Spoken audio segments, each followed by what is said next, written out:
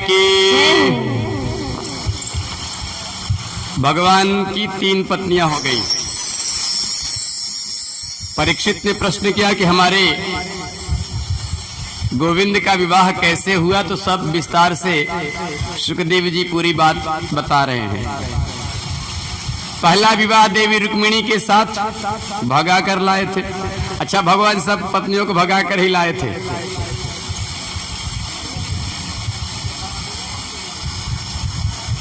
दूसरा विवाह जाम्बवती के साथ, तीसरा विवाह सत्यभामा के साथ।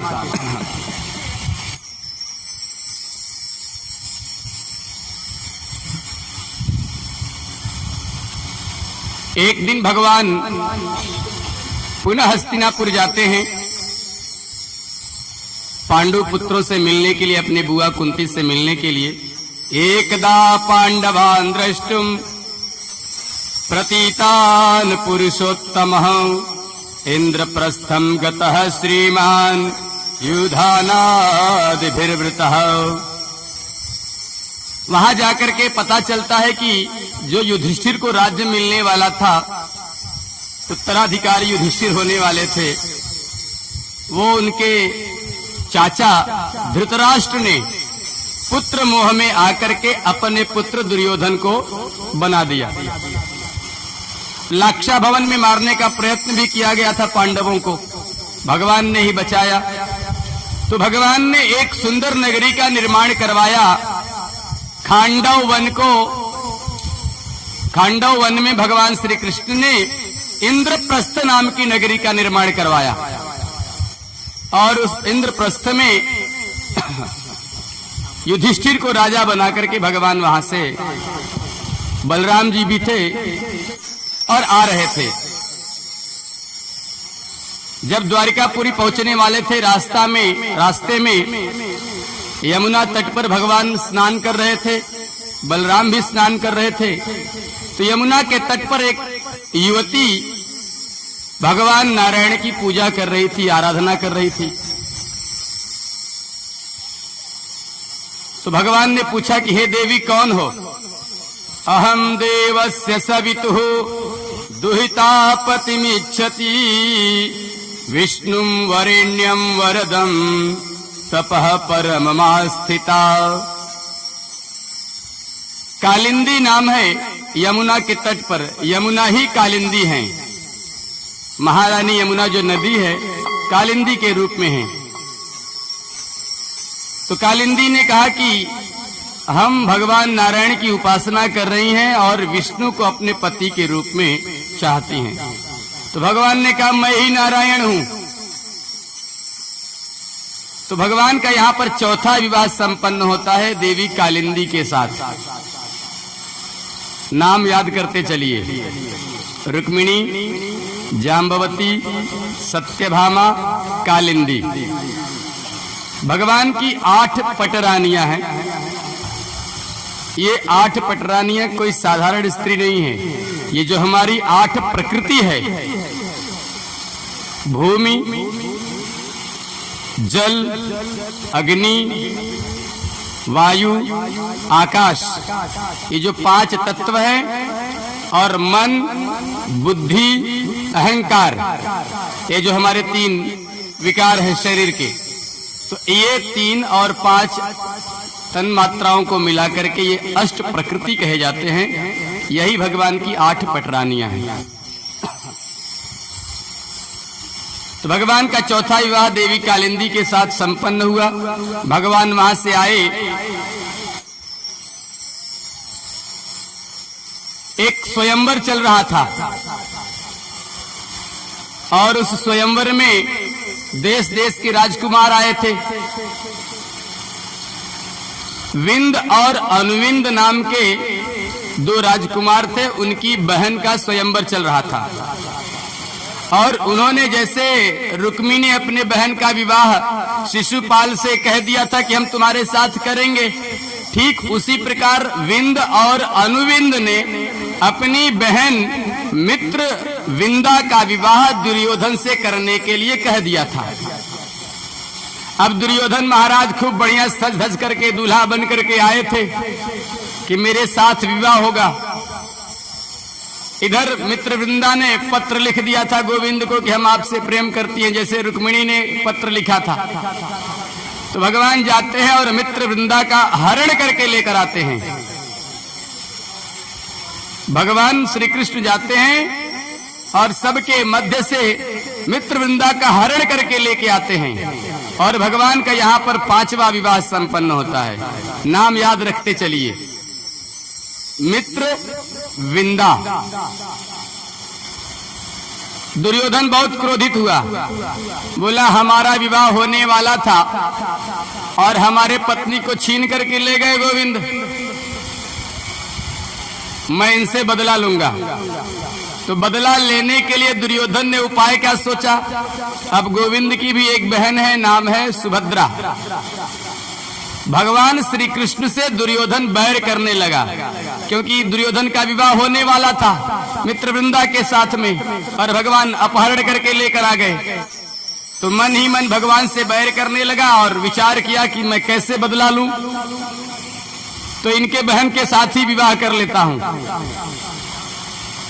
तो दुर्योधन ने बलराम की सेवा की, जाकर के उनको प्रणाम किया, उनको गुरु बनाया और बोला मुझे गदा युद्ध सिखाइए। दुर्योधन को श्री बलराम जी ने गदा युद्ध सिखाया और दुर्योधन बदले की भावना से, भगवान श्री कृष्ण से बैर की भावना से भगवान के भाई को ही पटा लिया अच्छे से।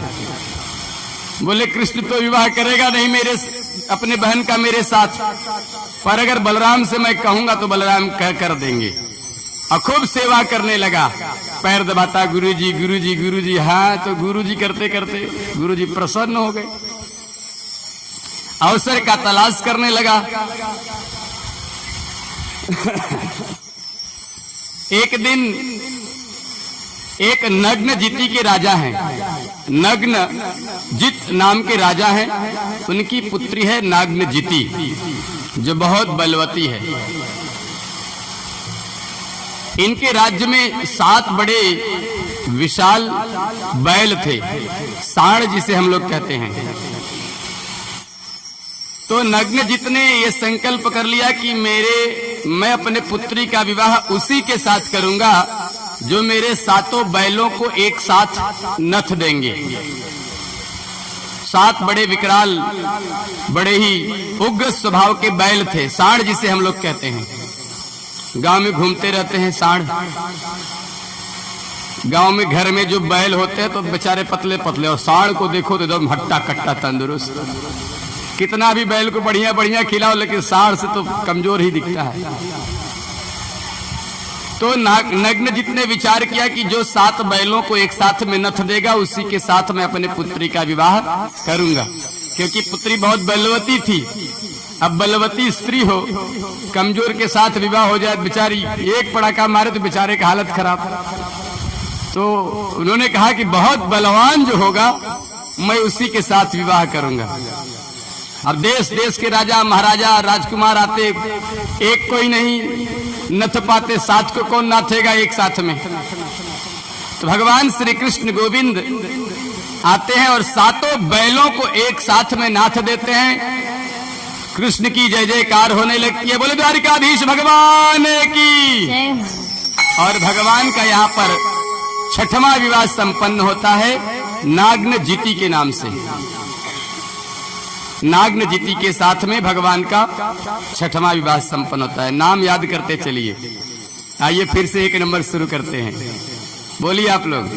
रुक्मिणी, जाम्बवती, सत्यभामा, कालिंदी, बताइए, मित्रविंदा 5 और 6वां नाग्न जिति। क्या है, भगवान ने 2-2 कान दिया है सबको। अच्छी बात है, इधर से घुसने दो इधर से निकलने दो, क्या जाता है अपना। हमने आपको बताया कि श्रोता वही श्रेष्ठ जो इधर से सुने और इधर उतार ले। इधर से सुना इधर से निकाल दिया, वो श्रोता नहीं है, वो सोता है।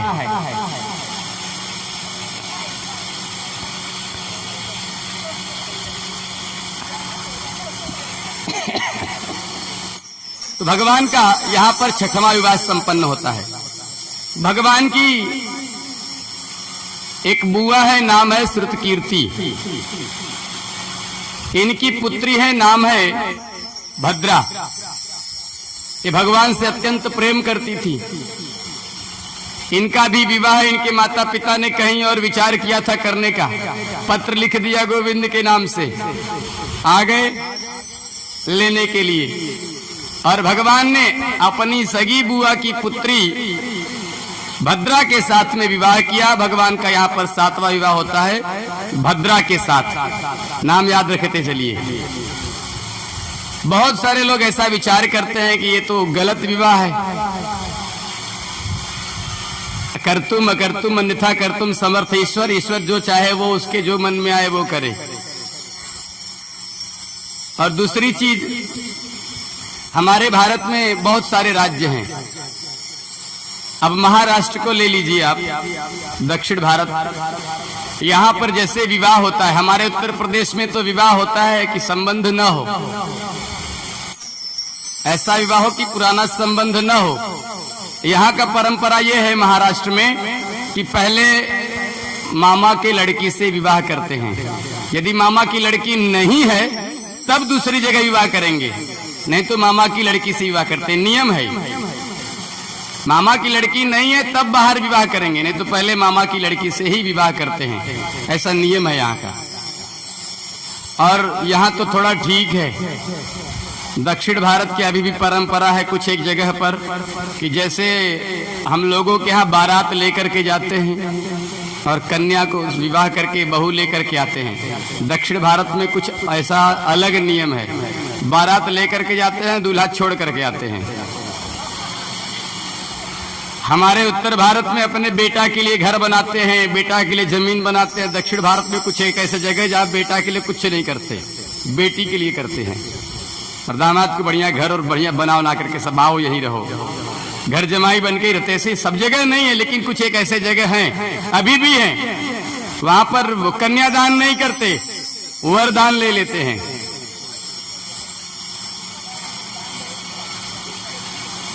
वहां कन्यादान नहीं देते, वरदान लेते हैं। बोले हमारे यहाँ कन्यादान का नियम नहीं, हम वरदान लेते हैं, वर ही दान में ले लेते हैं, छोड़ के आना पड़ता है।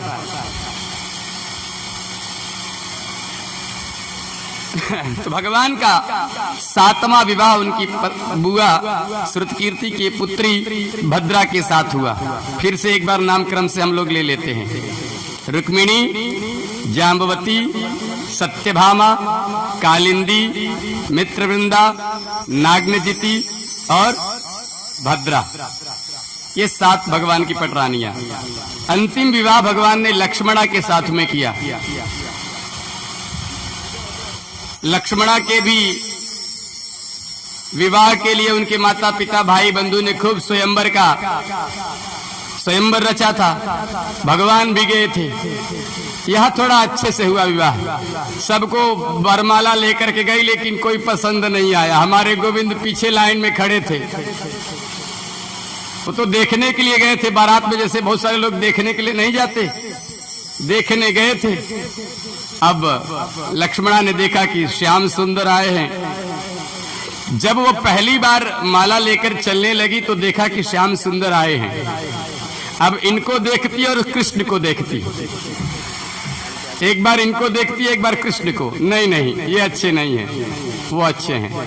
ऐसे क्रम से सबको देखती गई, पर वरमाला किसी को नहीं पहनाई। अंत में आकर के वरमाला श्री कृष्ण को पहना दी। बोले द्वारिकाधीश भगवान की। इस तरह भगवान के 8 विवाह हो गए। भगवान की 8 पटरानियों का नाम लेने से मनुष्य के अहंकार का नाश होता है। कौन कौन सी भगवान की पत्नियां हैं? 8। हम लोग एक बार और नाम लेते, हो सकता है थोड़ा थोड़ा अहंकार।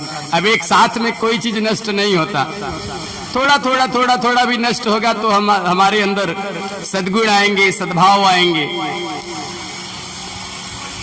रुक्मिणी, सत्यभामा, चलो ठीक है, जाम्बवती 3, कालिंदी, मित्रवृंदा 5, नागनजिति 6, भद्रा 7, लक्ष्मणा 7, 8। तो ये भगवान की 8 पटरानियां है। ये प्रकृति है। प्रकृति मतलब होता है स्वभाव, नेचर। प्रकृति माने नेचर, स्वभाव। तो भगवान की 8 पटरानियों का नाम लेने से हमारे जो खराब नेचर हैं, जो हमारे खराब प्रवृत्ति हैं, अहंकार, काम, क्रोध, लोभ, मद, ईर्ष्या, द्वेष, ये 8 हमारे अंदर दुष्प्रकृतियां हैं। भगवान की 8 पटरानियों का नाम लेने से काम, क्रोध, लोभ, मोह, मद, मात्सर्य, ईर्ष्या, ये जो हमारे 8 शत्रु हैं, इनका नाश होता है। बोले वृंदावन बिहारी लाल की। इस प्रकार भगवान के 8 विवाह। महाराज परीक्षित ने कहा, गुरुजी अभी तक आपने 8 ही बताया, और अभी थोड़ी देर पहले कह रहे थे कि इनकी जब प्रद्युम्न विवाह करके आए पुत्र वधू लेकर के, तो हजारों माताओं ने, आप 16,108 की बात कर रहे थे, अभी तो 16,100 बाकी है। बोले एक भौमासुर नाम का दैत्य था, असुर था, राजा था, लेकिन आसुरी प्रवृत्ति से ही मनुष्य होता है, दैत्य होता है, असुर होता है, जिसका जैसा प्रवृत्ति हो, स्वभाव हो। तो ये सुंदर सुंदर कन्याओं को चुरा करके लाता, अपहरण करके लाता, जीत करके लाता, और संकल्प किया था कि इतनी हो जाएंगी तो सबके साथ में एक साथ में विवाह करूंगा। नाम है भौमासुर।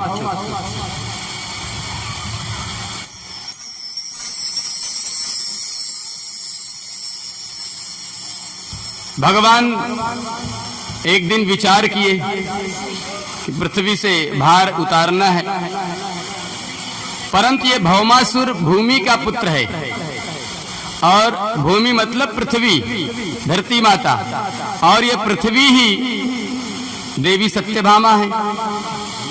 तो सत्यभामा का ही पुत्र भौमासुर है। सत्यभामा का पुत्र मतलब भगवान का भी पुत्र एक। तो कैसे इसका वध किया जाए? जब भगवान वध करने के लिए जाते तो सत्यभामा मना कर देती। पृथ्वी बताया ना कि पंच जो प्रकृति है, तन मात्राएं हैं, इसमें से तो पृथ्वी तत्व सत्यभामा जी हैं, और उन पृथ्वी का ही पुत्र है भौमासुर, भूमि का पुत्र है। तो एक दिन भगवान सत्यभामा को लेकर के भौमासुर से युद्ध करने के लिए जाते हैं।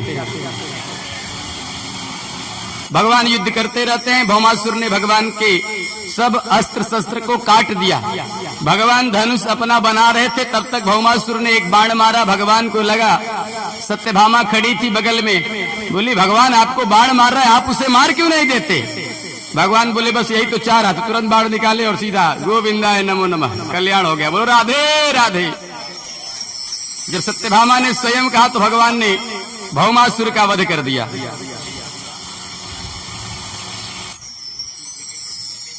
और इसके जेल में 16,100 कन्याएं बंदी थी। भगवान आकर के सबको उस जेल से, बंधन से मुक्त करते हैं।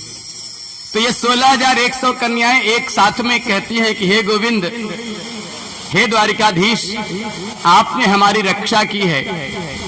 दुष्ट ने मेरा हरण करके, अपहरण करके लाया, लेकिन अब मैं अपने घर कैसे जाऊं?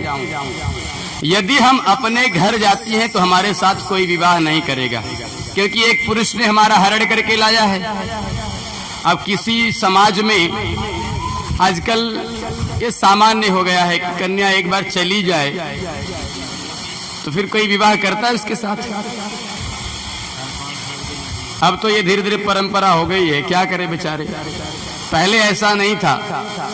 अगर गांव की कोई एक लड़की भाग जाए तो बहुत सारे लोग उस गांव में किसी लड़की से शादी नहीं करते थे, बोलते अरे वो गांव में तो करना ही नहीं। अब तो शर्म लाज सब खत्म हो गया है। तो कन्याओं ने कहा कि गोविंद हम कहाँ जाएं, क्या करें?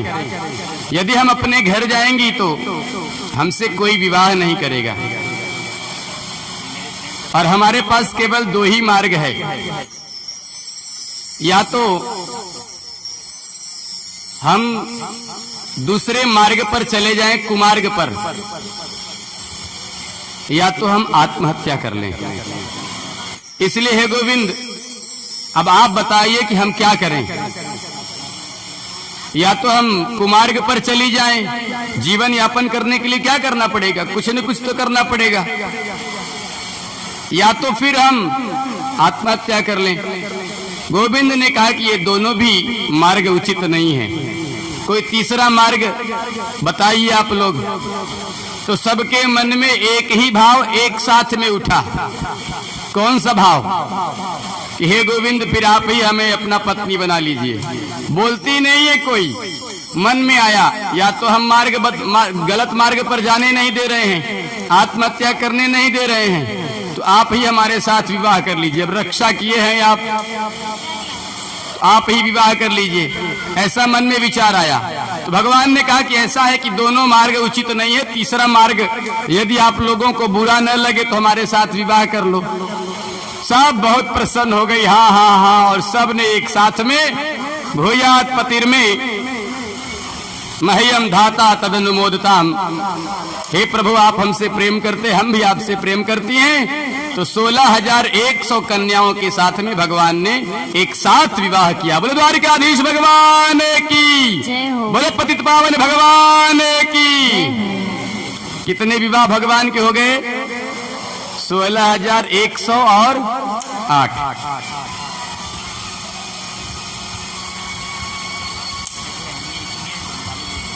अब 16,108 विवाह हो चुका है, और ये बहुत ज्यादा समय में नहीं हुआ था।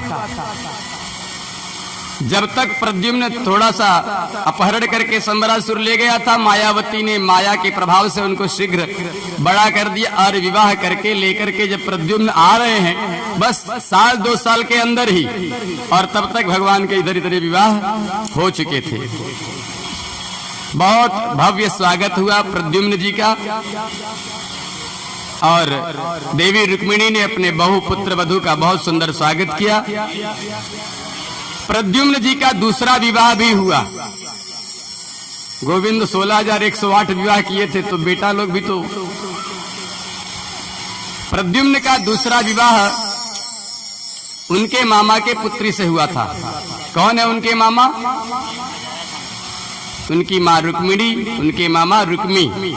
तो रुक्मी के पुत्री के साथ प्रद्युम्न का दूसरा विवाह। हमने अभी थोड़ी देर पहले कहा कि विवाह पहले मामा की लड़की से होती है, मामा की लड़की नहीं है तब दूसरी जगह करते हैं। मामा लोग भी पहले अपने बहन के भाई के लड़के के साथ ही अपनी लड़की का विवाह करते हैं, नहीं है तब दूसरा ऑप्शन। नहीं तो महाराष्ट्र की ये पद्धति है। भगवान का विवाह कहाँ हुआ था? कल बताया था ना आपको, विदर्भ में। विदर्भ कहाँ है? महाराष्ट्र में, नागपुर में। तो भगवान के पुत्र प्रद्युम्न का दूसरा विवाह रुक्मी के पुत्री के साथ में संपन्न हो गया। अब भगवान की 16,108 पत्नियां, प्रत्येक पत्नियों से भगवान के 10-10 पुत्र हुए। बोलो राधे राधे। कितने पुत्र हुए गोविंद के? 10। अरे ये थोड़ी देर पूछा 10-10, कितने पुत्र हुए गोविंद के? टोटल 12। 1,60,080। हरि राम। बहुत बड़ा परिवार।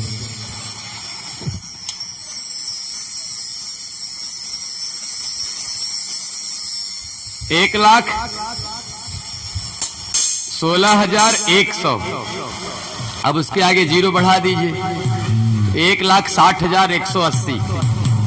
इतने भगवान के पुत्र हो गए। भगवान के जितनी पत्नियां थी सब पत्नियों से 10-10 पुत्र हुए, तो इतने सारे पुत्र हो गए। और सब पत्नियों से एक पुत्री भी हुई। बहुत सुंदर परिवार, बहुत बड़ा परिवार। द्वारिकापुरी बहुत कोई छोटी सी नगरी थोड़ी नहीं है, बहुत विशाल नगरी है। और एक घर में सब लोग नहीं रहती थी, ये भी ध्यान में रखो। सबका अपना अपना महल था। रुक्मिणी का महल अलग था, सत्यभामा का महल अलग था, कालिंदी का महल अलग था, जाम्बवती का महल अलग था। सबका अपना अपना महल था, और सबके महल में संसार के सारे सुख साधन उपलब्ध थे। और कोई कोई ऐसा मन में विचार करते हैं कि भगवान अकेले 16,108 पत्नी के साथ कैसे रहते थे। एक पत्नी के पास अगर गए तो फिर वापस इसके पास आने के लिए कितना दिन लगेगा? दिन नहीं, साल लगेंगे। 365 दिन का तो एक साल होता है। अब गुणा भाग करिए आप, पता चला कि 50-60 साल के बाद नंबर आएगा। ऐसा नहीं है। जितनी पत्नियां भगवान की थी, भगवान उतना रूप लेकर के सब पत्नियों के साथ रहते थे। बोले राधे।